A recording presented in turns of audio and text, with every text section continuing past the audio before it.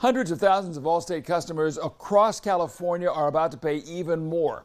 The insurer got the green light for the largest rate increase of any insurer in the past 3 years.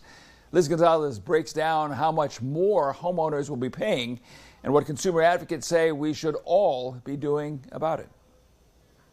After months of dropping customers, some home insurers in California are now agreeing to write more high-risk policies. But that's in exchange for rate increases. The most recent, Allstate, whose rates will go up by an average of 34% starting in November.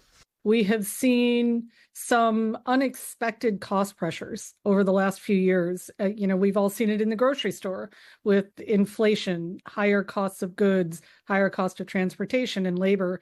And unfortunately, that ends up being reflected in our home insurance costs. Carmen Balber represents Consumer Watchdog, which the state insurance commissioner's office says participated in the process and agreed to the rate increase. But her organization is taking issue with the lack of transparency on determining those rates.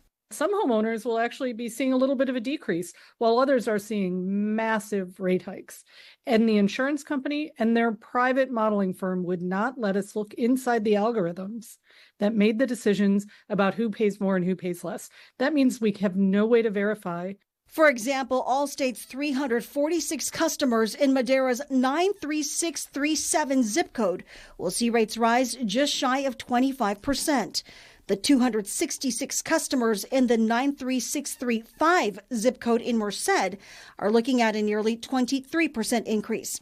Compare that to the 28 customers in Friant, who are looking at an average of 167% higher rates, 146% higher in Shaver Lake, and rates will more than double, 108% in Springville's 93625 zip code. The Insurance Commissioner's Office is holding a virtual meeting September 17th about regulating the models used to determine those insurance rates. That meeting is open to the public online. Until then, people can provide their input. We provided an email address at KMPH.com. Liz Gonzalez, Fox 26 News. Balber says insurance companies could file for another rate increase after January 1st of next year, but it could take another 2 years before we know whether they're actually holding up their end of the bargain, selling more policies.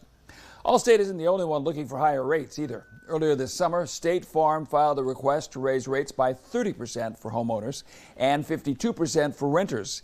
It listed climate risks and concerns over wildfires in its request. That plan has not been approved as yet.